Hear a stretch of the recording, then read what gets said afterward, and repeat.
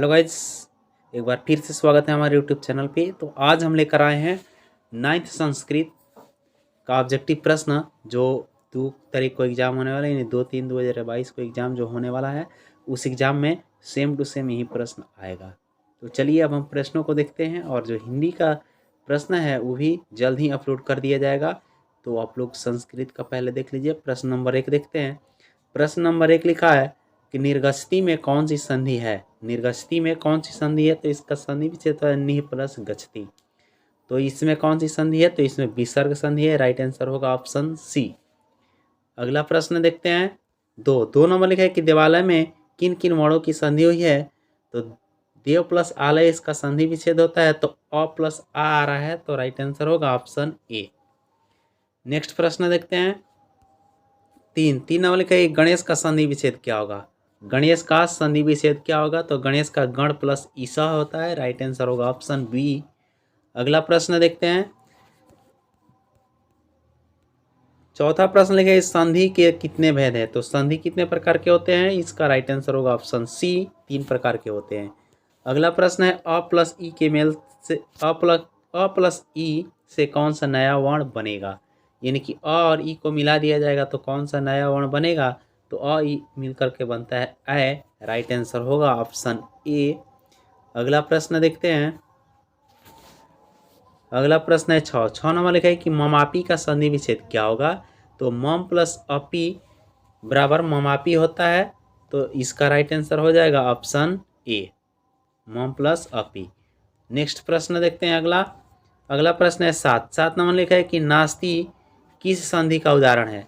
नास्ति किस संधि का उदाहरण है? न प्लस अस्ति आता है, तो न प्लस अस्ति यानी कि अ प्लस आ रहा है, तो ये स्वर संधि का उदाहरण होगा। राइट आंसर होगा ऑप्शन बी। अगला प्रश्न को देखते हैं। अगला प्रश्न है 8 नंबर लिखा है कि च क्या है। च क्या है? तो च क्या है? अव्यय है। राइट आंसर होगा ऑप्शन डी। नेक्स्ट प्रश्न को देखते हैं। अगला प्रश्न है 9 नंबर लिखा है कि तत्र या श्यामो यत्र न यत्र धमाप्ति मृत्युर्वा भविष्यति। इस वाक्य में कितने अव्यय है? तो इसमें अव्यय तत्र और यत्र है, यानी कि इसमें 2 अव्यय है। राइट आंसर होगा ऑप्शन बी। अगला प्रश्न को देखते हैं कि किस वाक्य में तदा अव्यय है। किस वाक्य में तदा अव्यय है? तो तदा अव्यय वाला कौन सा है वाक्य? तो तदा अव्यय वाला जो है, तदा इसमें है, तदा वह, बाकी किसी में तदा नहीं आया है, तो राइट आंसर हो जाएगा ऑप्शन बी इसका। 10 का राइट आंसर होगा ऑप्शन बी। अगला प्रश्न को देखते हैं। अगला प्रश्न है 11 नंबर लिखा है कि उपनिषद किनके विचारों को प्रकट करते हैं। तो उपनिषद जो है देवताओं के विचारों को प्रकट करते हैं। अगला राइट आंसर डी होगा। नेक्स्ट प्रश्न को देखते हैं। 12 नंबर प्रश्न जो लिखा हुआ है कि त्वमादि देवा पुरुषा पुराण श्लोक किस ग्रंथ से उद्धृत है। तो इसका राइट आंसर हो जाएगा ऑप्शन बी, गीता से ये लिया गया है। राइट आंसर होगा ऑप्शन बी। अगला प्रश्न को देखते हैं। अगला प्रश्न जो है 13 नंबर लिखा है कि इस स्तुति पाठ में कितने पद्य है। तो इस स्तुति पाठ में पद्यों की संख्या 5 है। राइट आंसर सी होगा। अगला प्रश्न देखते हैं 14 नंबर लिखा है कि वाणी किसको बिना प्राप्त किए लौट जाती है। तो मन को। राइट आंसर ऑप्शन ए होगा। अगला प्रश्न 15 मानव का दुर्जय शत्रु कौन है। मानव का दुर्जय शत्रु कौन है? तो इसका राइट आंसर होगा ऑप्शन डी, क्रोध। मानव का जो दुर्जय शत्रु होता है क्रोध होता है। अगला प्रश्न 16 नंबर लिखा है इस संसार का सबसे प्राचीन साहित्य कौन है। तो राइट आंसर हो जाएगा ऑप्शन ए, वेद। वेद को ही संसार का सबसे प्राचीन साहित्य माना जाता है। 17 नंबर लिखा है कि सबसे प्राचीन मंत्र किस वेद से संकलित है। तो सबसे प्राचीन मंत्र जो है ऋग्वेद से संकलित है। राइट आंसर होगा ऑप्शन ए। नेक्स्ट प्रश्न को देखते हैं। अगला प्रश्न लिखा है लोभाभिष्टि चक्रधरा पाठ के लेखक कौन है। लोभाभिष्टि चक्रधरा पाठ के लेखक कौन है? तो इसका राइट आंसर हो जाएगा ऑप्शन बी, विष्णु शर्मा। अगला प्रश्न को देखते हैं। अगला प्रश्न 19 नंबर लिखा है कि ब्राह्मण पुत्रों ने किस नदी में स्नान किया। ब्राह्मण पुत्रों ने किस नदी में स्नान किया। तो क्षिप्रा नदी में स्नान किया था। राइट आंसर होगा ऑप्शन सी। अगला प्रश्न को देखते हैं 20 नंबर लिखा है कि अथर्ववेद में कितने कांड है। अथर्ववेद में कितने कांड है, तो इसका राइट आंसर हो जाएगा ऑप्शन डी 20 कांड है। अगला प्रश्न को देखते हैं 21 नंबर लिखा है कि यक्ष युधिष्ठिर संवाद पाठ किस ग्रंथ से लिया गया है, तो ये जो है महाभारत से लिया गया है, राइट आंसर होगा इसका बी। अगला प्रश्न देखते हैं 22 नंबर लिखा है कि वयम वयम यति साहसिका किसका कथन है, तो इसका राइट आंसर हो जाएगा ऑप्शन बी ब्राह्मण पुत्रों का कथन है। अगला प्रश्न को देखते हैं। अगला प्रश्न जो है 23 नंबर है, अनेक पदों का एक पद हो जाने को क्या कहते हैं, यानी अनेक पद मिलकर जब एक पद बनता है तो उसको समास कहा जाता है, राइट आंसर होगा ऑप्शन ए। अगला प्रश्न को देखते हैं 24, राजपुरुष पद में कौन सा समास है, तो राजपुरुष का विग्रह होगा राजा का पुरुष यानी कि तत्पुरुष समास है, राइट आंसर होगा ऑप्शन बी। अगला प्रश्न को देखते हैं 25 नंबर लिखा है कि महादेव पद का विग्रह क्या होगा, तो महादेव का विग्रह होगा महान देवा, राइट आंसर होगा ऑप्शन डी। नेक्स्ट प्रश्न को देखते हैं। अगला प्रश्न है 26 नंबर प्रश्न लिखा है कि नीलम कमल का समस्त पद कौन सा है, तो इसका राइट आंसर हो जाएगा ऑप्शन बी नीलकमल। अगला प्रश्न को देखते हैं। अगला प्रश्न है 27 नंबर लिखा है कि किस समास का पहला पद संख्यावाचक होता है, तो द्विगु समास का पहला पद जो है संख्यावाचक होता है, right answer option A. 28 number देखा है कि असीधा का विग्रह क्या होगा, असीधा का विग्रह होता है न सीधा, राइट आंसर ऑप्शन ए होगा।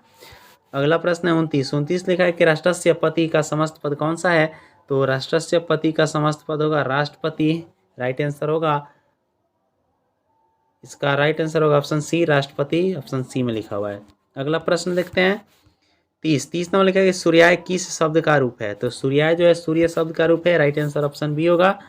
अगला प्रश्न है 31 नंबर लिखा है कि गगने में किस विभक्ति है, गगने में जो है कौन सी विभक्ति है बताना है, तो इसका राइट आंसर हो जाएगा ऑप्शन ए द्वितीय विभक्ति लगा हुआ है। अगला प्रश्न देखते हैं सा किस शब्द का रूप है, सा जो है किस शब्द का रूप है, तो सा जो होता है तत् शब्द का रूप होता है, राइट आंसर होगा ऑप्शन डी। अगला प्रश्न को देखते हैं 33 नंबर लिखा है कि किस शब्द का रूप प्रथमा विभक्ति के समान ही द्वितीय विभक्ति में रहता है, तो राइट आंसर होगा ऑप्शन ए फलम फले फलानी दोनों सेम होता है। अगला प्रश्न है 34 नंबर लिखा है कि गणेशा नाम किस विभक्ति का रूप है, गणेशा नाम किस विभक्ति का रूप है, तो इसका राइट आंसर होगा ऑप्शन बी षष्ठी विभक्ति का ये रूप है। अगला प्रश्न को देखते हैं 35 लिखा है मुनि शब्द के सप्तमी बहुवचन का रूप कौन सा होगा, तो मुनि शब्द के सप्तमी बहुवचन का रूप होगा मुनीसु, राइट आंसर ऑप्शन डी होगा। अगला प्रश्न 36 लिखा है कि शुक्ल यजुर्वेद कितने अध्याय है, तो शुक्ल यजुर्वेद में जो अध्याय है उसमें 40 को अध्याय है, राइट आंसर होगा ऑप्शन सी। अगला प्रश्न को देखते हैं 37 शिक्षक संस्कृत का महत्व कब बताएंगे, तो आज बताएंगे, राइट आंसर होगा ऑप्शन बी। अगला प्रश्न 38 लिखा है कि कौन श्रेष्ठ व्याकरण थे, तो इसका राइट आंसर होगा ऑप्शन सी पाणिनि कृत व्याकरण सबसे श्रेष्ठ था। अगला प्रश्न 39 लिखा है कि आचार विचार और भावनाएं किस भाषा में है, तो ये संस्कृत भाषा में है, राइट आंसर होगा ऑप्शन ए। अगला प्रश्न को देखते हैं 40 में लिखा है कि बिरलम का अर्थ क्या होगा, तो बिरलम का अर्थ होता है दुर्लभ, राइट आंसर होगा ऑप्शन बी। अगला प्रश्न को देखते हैं 41 नंबर प्रश्न 41 में कि कितने युवक शास्त्र पारंगत थे, तो 3 युवक शास्त्र पारंगत थे, एक नहीं था, राइट आंसर ऑप्शन बी। 42 लिखा है ज्ञानम भारत क्रिया मीना पाठ किस ग्रंथ से संकलित है, तो ये जो है पंचतंत्र से लिया गया है, राइट आंसर ऑप्शन बी होगा। अगला प्रश्न 43 लिखा है कि स्त्री पुरुष सब वृक्षों के प्रति ममताशील थे, यह किस नाटक में वर्णित है, तो शकुंतला नाटक में वर्णन किया गया है, इसका राइट आंसर हो जाएगा ऑप्शन सी। अगला प्रश्न 44 लिखा है कि सूर्य तापित ज्येष्ठ मास का वर्णन किसने किया है, तो इसका वर्णन बाण भट्ट ने किया है, राइट आंसर होगा ऑप्शन ए।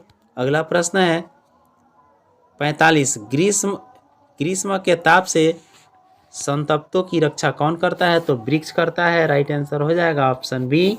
अगला प्रश्न को देखते हैं 46। अहो अस्माक में कसूतो मूढ़ा केवलम बुद्धिमाना किसने कहा? तो इसका आंसर आपको कमेंट में मिल जाएगा। अगला प्रश्न देखते हैं 47 नंबर जो है लिखा है कि अभिहितम का अर्थ क्या होगा? अभिहितम का अर्थ क्या होगा? तो अभिहितम का अर्थ होता है कहा।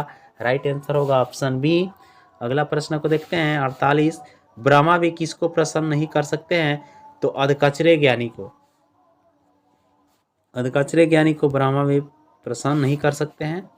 49 नंबर लिखा है कि किसकी दोस्ती दिन के पूर्वाहन की छाया की तरह होती है? तो दुर्जन व्यक्ति की होती है। राइट आंसर होगा ऑप्शन बी। 50 नंबर लिखा है कि कौन आरंभ में किए हुए काम को बाधा आने पर बीच में ही छोड़ देते हैं? तो ये मध्यम वर्ग के लोग बीच में ही छोड़ देते हैं। Right answer option B. 51 number लिखा है कि विदापद किस क्षेत्र का प्रसिद्ध लोक नाटक है? तो इसका राइट आंसर हो जाएगा ऑप्शन ए, मिथिला का। अगला प्रश्न को देखते हैं 52। वर्ण रत्नाकर के लेखक कौन है? तो वर्ण रत्नाकर के जो लेखक हैं ये ज्योतिरीश्वर ठाकुर है। राइट आंसर ऑप्शन डी होगा। अगला प्रश्न को देखते हैं 53 में लिखा है कि विश्व प्रसिद्ध संगीत साधक कौन थे? तो विश्व प्रसिद्ध संगीत साधक थे रामचतुर मलिक। राइट आंसर होगा ऑप्शन बी। अगला प्रश्न को देखते हैं 54। मुसलमान लोग किस महीने में रोजा रखते हैं? तो रमजान के महीने में रखते हैं। राइट आंसर ऑप्शन ए होगा। अगला प्रश्न को देखते हैं 55। रक्षाबंधन किसका प्रमुख पर्व है? तो हिंदू का प्रमुख पर्व है। राइट आंसर सी होगा। अगला प्रश्न को देखते हैं 56। ग्राम्य जीवन अधिक सुखी कब था? तो ग्राम्य जीवन अधिक सुखी था प्राचीन काल में। राइट आंसर सी होगा। अगला प्रश्न को देखते हैं 57। हमारे देश में नगर की अपेक्षा किसकी संख्या अधिक है? तो नगर की अपेक्षा गांव की संख्या अधिक है। राइट आंसर होगा ऑप्शन डी। अगला प्रश्न जो है तत्रतया का अर्थ क्या होगा? तो तत्रतया का अर्थ होता है तत्र मने वहां, यानी वहां का होगा। राइट आंसर होगा ऑप्शन ए। अगला प्रश्न 59। रोज भंग करने को क्या कहते हैं? रोजा भंग करने को क्या कहते हैं? उसको बोला जाता है इफ्तार। राइट आंसर होगा ऑप्शन डी। 60 लिखा है कि डोमकच कहाँ का लोक नृत्य है? डोमकच कहाँ का लोक नृत्य है? तो ये जो है मगध का लोक नृत्य है। राइट आंसर होगा ऑप्शन बी। 61 लिखा है कि सूर्य तीर्थ देव किस जिला में है? तो सूर्य तीर्थ देव जो है औरंगाबाद में है। राइट आंसर होगा ऑप्शन ए। अगला प्रश्न देखते हैं 62 लिखा है कि कीर्त्यस्य स डैश डैश इस वाक्य के रिक्त स्थान पर कौन सा शब्द आएगा? तो इसका भी आंसर कमेंट में मिल जाएगा। अगला प्रश्न 63। कुंवर सिंह ने लेग्रैंड को कब पराजित किया था? तो कुंवर सिंह ने जो लेग्रैंड को पराजित किया था 23 अप्रैल 1858 ईस्वी को। राइट आंसर हो जाएगा ऑप्शन डी। अगला प्रश्न को देखते हैं।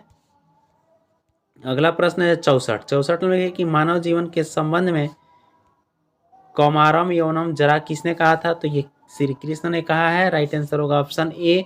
अगला प्रश्न देखते हैं 65।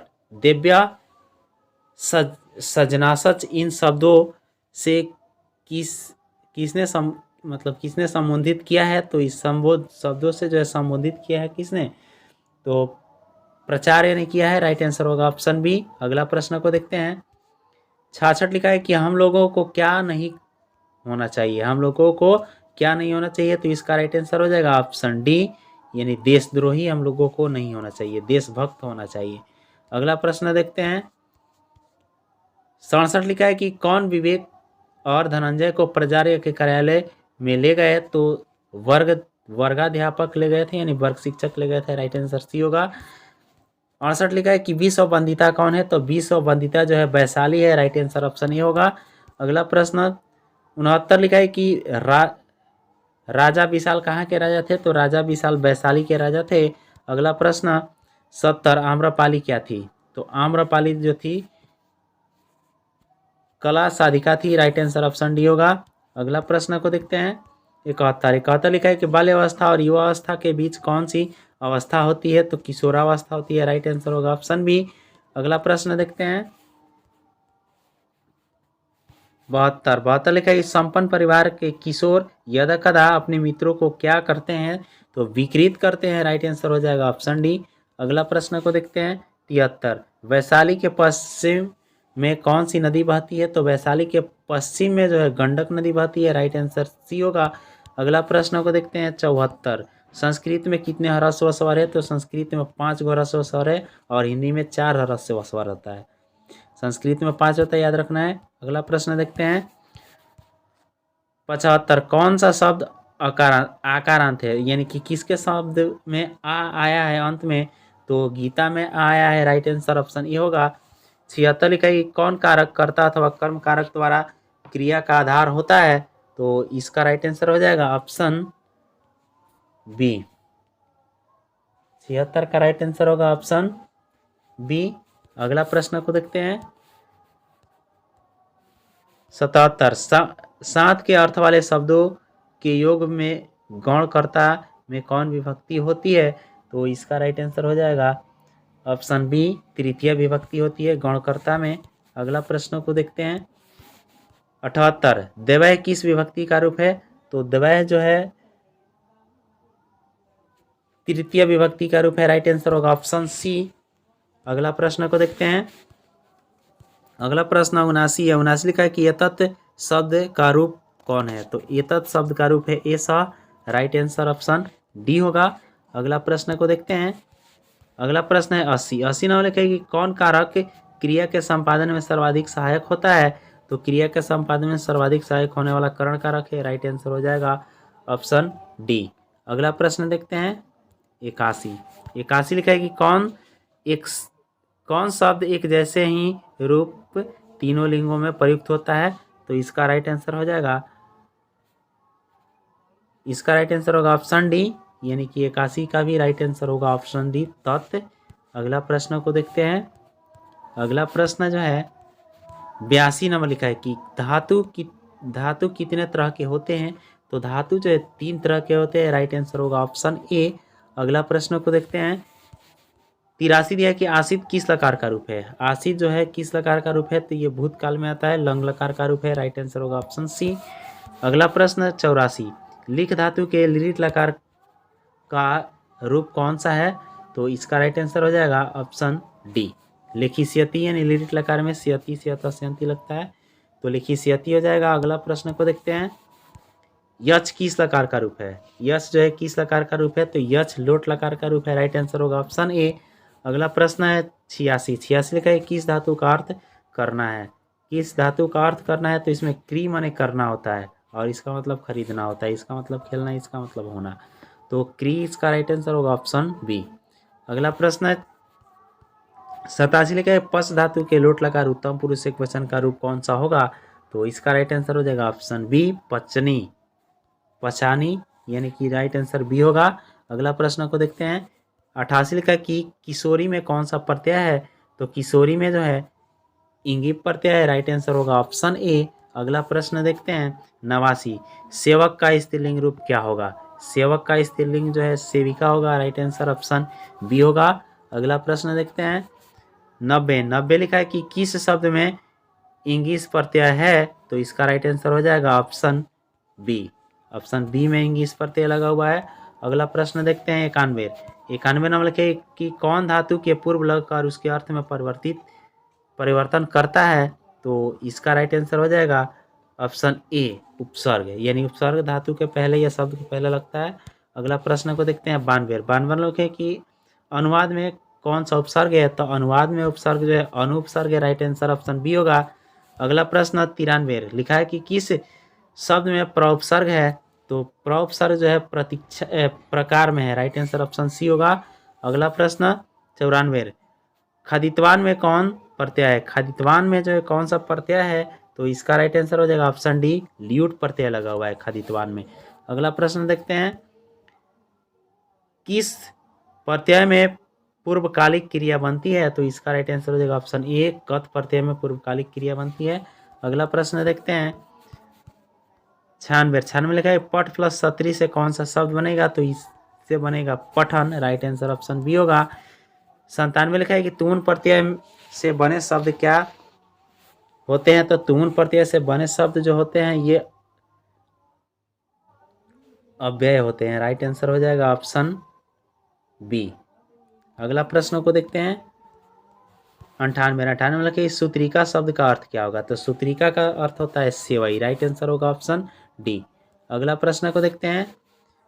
99 किस समास के सभी पदों का अर्थ प्रधान होता है?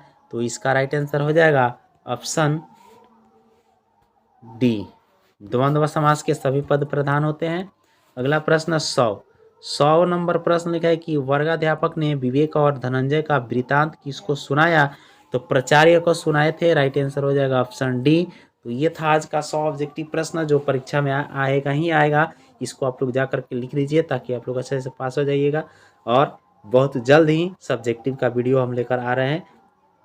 हमारे साथ बने रहिए ताकि जब भी वीडियो मैं अपलोड करूंगा सबसे पहले आप तक पहुंचेगा। इसलिए आप चैनल को सब्सक्राइब करके बेल घंटी में ऑल प्रेस कर दीजिए ताकि मेरा वीडियो सबसे पहले आप ही तक पहुंचे। धन्यवाद। जय हिंद।